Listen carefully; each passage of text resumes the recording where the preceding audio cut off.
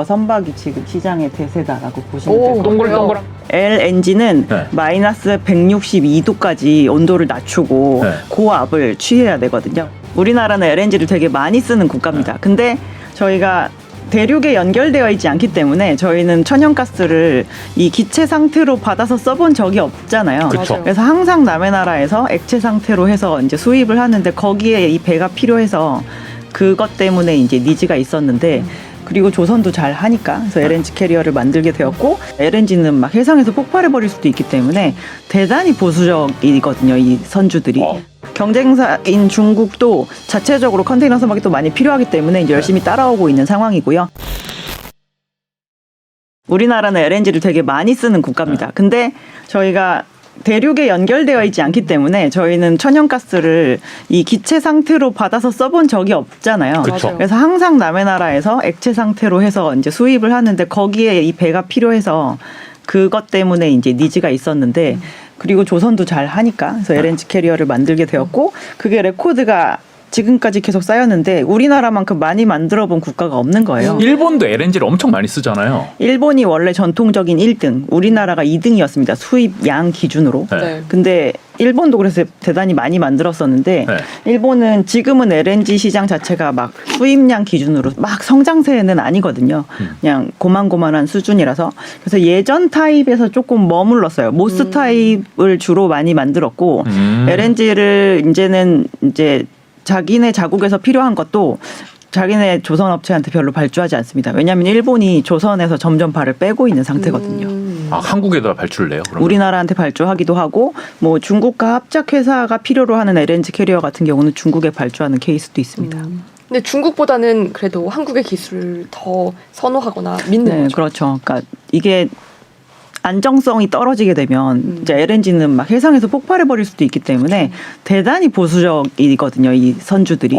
잘못 실었다가 네. 배 자체가 소실되는 것도 문제지만 그 안에 실린 원자재가 소실이 되는 것도 상당히 큰 문제이기 때문에 항상 결국에는 이게 연어처럼 회귀하죠. 한국으로 가서 발주해야지 막 이러면서. 중국도 LNG 선을 만들기는 만들어요. 만듭니다. 네. 중국이 자체적으로 필요한 거는 지금 중국의 이제 후동조선소라고 하는 데서 네. 만들고 있긴 한데 1년에 만들 수 있는 척수가 뭐 지금까지 보면 한 3-4척 정도 만들 수 있는 능력을 가지고 있고요. 우리나라는요? 우리나라는 현대, 대우, 삼성이라고 얘기하는 그 세 개의 조선업체가 각각 거의 한 15에서 20척씩 만들 수 있기 때문에 네. 1년에 우리나라는 한 5-60척 정도의 생산을 할 수 있습니다.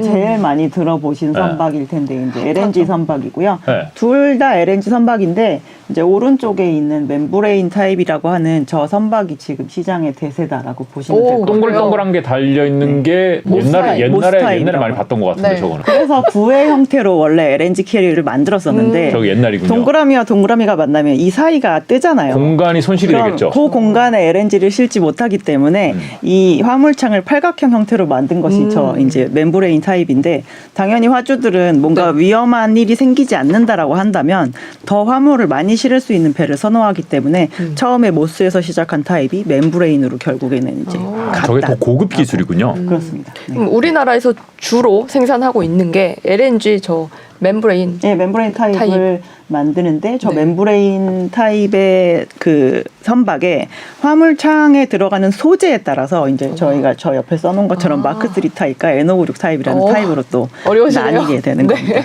이건 좀 어려우니까. 내장재를 가죽으로 했느냐 플라스틱으로 했느냐 뭐 이런 정도 네, 이해하면 될까요? 내장재 소재가 다른 거다라고 보시면 될 것 그렇군요. 같습니다. LNG하고 LPG하고 다르잖아요. LPG도 저걸로 날라요? LNG는 네. 마이너스 162도까지 온도를 낮추고 네. 구기압으로 고압을 취해야 되거든요. 네. 근데 LPG는 한 마이너스 50도대 정도만 되면 액체로 변합니다. 그래서 덜 눌러줘도 되는 거예요. 그러니까 화물창이 LNG를 액화시켜서 보관하는 것만큼 그렇게까지 이제 어렵지 않군요. 아주 어렵지는 않은 형태라고 보시면 될 것 같아요. 한 척에 2억 5천만 불 정도 하니까요. 지금 3천억 이상 3천억. 정도라고 보시면 되겠네요. 컨테이너선은 사이즈에 따라서 엄청 달라요. 2,000박스 실을 수 있는 뭐 컨테이너, 예. 뭐 10,000박스 실을 수 있는 큰 게 컨테이너. 비싸겠죠. 근데 큰 게 당연히 비싼데 네. 큰 거에 뭐 한 13,000 TU급 정도 된다라고 하면은 13,000박스를 실을 수 있는 건데 네. 뭐 1억 5천만 불 이상 정도 됩니다. 반값 정도 하는군요. 뭐 그 정도라고 보셔야 되나? 아니 이 LNG 선보다 커요 컨테이너 선이? 사이즈가 사이즈가 크면 큰 것도 있을 수 있죠. LNG도 큰 것도 있고. 네, LNG 캐리어는 근데 거의 저희가 170K라고 해서 네. 이제 170 세제곱미터, 네. 170K니까 17만 세제곱미터 네. 그 화물을 실을 수 있는 그 부피가 네. 이제 그 정도 되는 게 거의 표준 사이즈입니다. 이것도 대한민국의 주력인가요 컨테이너도? 대형 컨테이너가 우리나라의 주력이고요. 네. 그러니까 2000년대 이 선박 시장 자체가 저희가 2000박스 실을 수 있는 컨테이너랑 4000박스 실을 수 있는 컨테이너 선박을 비교했을 때 가격이 2배가 아니에요. 그러면 가격이 뭐 한 1.5배 이렇게밖에 안 되는 거죠. 그렇죠. 네. 그러면 한 화물을 옮기는데 필요한 이 배값의 비용이 네. 한마디로 해서 n분의 1을 했을 때 크면 클수록 배가 좋죠. 크면 클수록 네. 좋잖아요. 그래서 그게 화두였어요. 네. 키워달라. 계속 네. 요청을 하는 거죠. 조선 업체들한테. 근데 그거를 되게 철저하게 잘 따라준 국가가 한국입니다. 그래서 막 이 지구상에 실제로 만 TU, 그러니까 만 박스를 실을 수 있는 컨테이너 선박이 등장을 한 지가 그렇게 오래되지 않았어요. 근데 요즘에는 심지어 2만 박스 실을 수 있는 것까지 만드는 편이거든요. 네. 그래서 그거에 대해서 이제 시장에서 계속 부응을 해줬고 이제 그렇게 키워가면서 이게 화물이 많아지면 네. 생각해보세요. 컨테이너선은 이 항만에서 컨테이너를 막 실어가지고 다음 항만에 가서 일부 내리고 또 싣고 이렇게 하니까 네. 화물이 이 적재되는 거에 따라서 밸런스가 엄청 잘 맞아야 돼요. 잘못하면 기울어져가지고 넘어질 수 있습니다. 야 이거 테트리스 잘해야겠네요. 그것 자체도 기술이에요. 네. 이 어느 항만에 가서 어디 걸 빼가지고 그 다음에 어디에다 뭘 넣는가. 왜냐하면 네. 그 다음에 가서 이걸 빼야 되는데 얘를 빼서 다시 여기 놨다가 얘를 또 뺐다가 이렇게 안 되려면 최대한 네. 테트리스를 잘해야 되는 거죠. 아 이게 그러니까 거기가 한꺼번에 다 내리는 게 아니라 일부 내리고 또 새로 또 싣고 계속 돌아다니는 저희가 거예요. 계속 이렇게 정거장, 버스는 정거장이 여러 개잖아요. 그렇죠. 여러 정거장에 가는데 아. 그때마다 이제 내리고 올리고 내리고 올리고 하니까 그게 네. 그래서 밸런스도 잘 맞아야 되는데 제가 속도가 빨라야 되기 때문에 그 네. 와중에 또 배는 좁다고 말씀을 드렸잖아요. 네. 그래서 이제 기술력이 좀 많이 필요하죠. 대형화 될수록. 경쟁사인 중국도 자체적으로 컨테이너 선박이 또 많이 필요하기 때문에 이제 열심히 따라오고 있는 상황이고요. 네. 중국이랑 동맹을 맺고 있는 프랑스 선사도 대단히 순위가 높아서 그런 선박들을 많이 필요로 하기 때문에 실제로 중국 야대에다가 발주를 하고 그럽니다. 프랑스랑 중국이랑 동맹이에요? 그 해운 동맹. 그렇군요. 네. 우리나라도 혹시 있을까요? 우리나라는 이제 뭐 독일계나 뭐 이런 쪽이랑 해서 HMM이 디얼라이언스라고 하는 네. 얼라이언스에 들어가 있죠. 조금 구체적으로 한번 들어가 볼게요. 네. 그러면 이제 우리나라 이보다 조선 구체적일 수가 있단 말이에요. 조선 아 궁금한 거 엄청 많아요. 사실 이 배 사이즈가 크면 클수록 좋다 그랬잖아요. 아 네. 잠깐 얘기해. 하나 더. 이거 이제 우나 뭐 수에즈 이런 데 통과해야 되는데 네. 크면 못 넘어가잖아요. 네, 맞습니다. 돌아가야 되잖아요.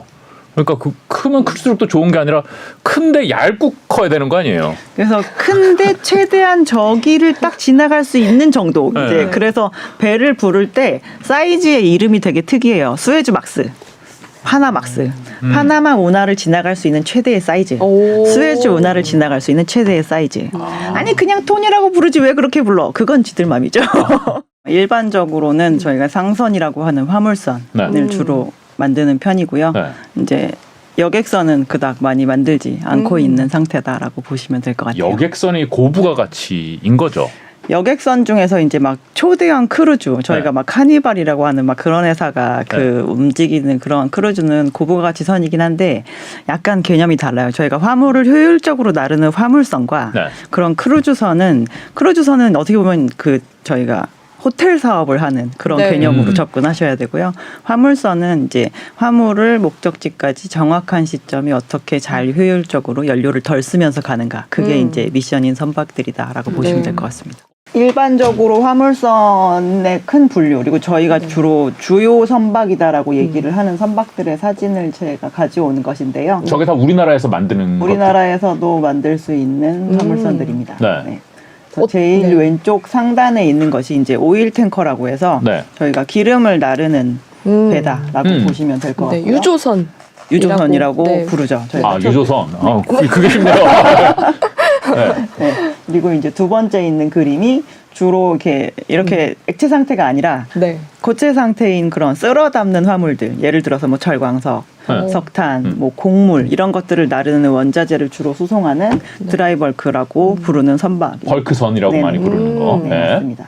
그리고 이제 저희가 선박의 운영 형태에 따라서 아까 말씀하신 것처럼 이제 버스냐, 택시냐, 막 이런 식으로 분류를 할 수 있는데 버스처럼 전기 버스처럼 운송하는 선박들을 통틀어서 네. 전기선이라고 보통 표현을 오. 하거든요. 네, 그 운행의 형태네요. 네, 그거는. 항상 떠나는 시간에 가는 네. 그런 배들인데 저희가 묶어둔 것 중에 이제 컨테이너 선박이라고 하는 것 그리고 자동차 운반선 이런 것들이 전기선의 형태로 주로 운송이 됩니다.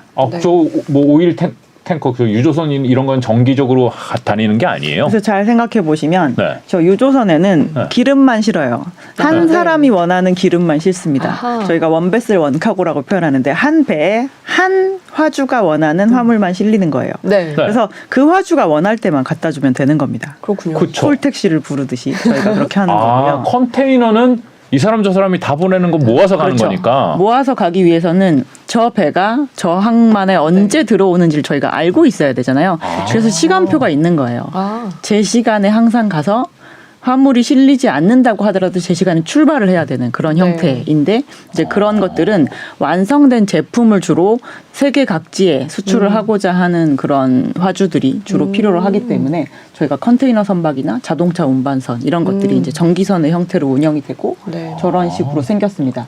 그러면 택시 대 버스 이렇게 생각해도 될까요? 그렇게 생각을 하셔도 되고요. 네. 이 전기선의 특징은 저희가 시간을 잘 맞춰야 된다고 말씀을 드렸잖아요. 그래서 일반적으로 선박의 속도가 빠릅니다. 오, 그래요. 정시성이 중요하기 때문에. 그렇네요. 네. 고장도 나면 안 되겠네요. 저거는. 그래서 스피드가 빠르면 연료도 많이 쓰고 네. 되게 날렵하게 생겨야 빨리 갈 수 있는 편이기 때문에 그러한 부분이 있고요. 네. 이제 한 카고에 한 화물만 실는 이런 탱커나 벌커들은 네. 네. 세워라 내워라 하면서 가는 아, 그래요. 원하는 때만 갖다 드리면 되잖아요. 이러면서 아, 그렇군요. 그래서 선박의 속도가 매우 느립니다.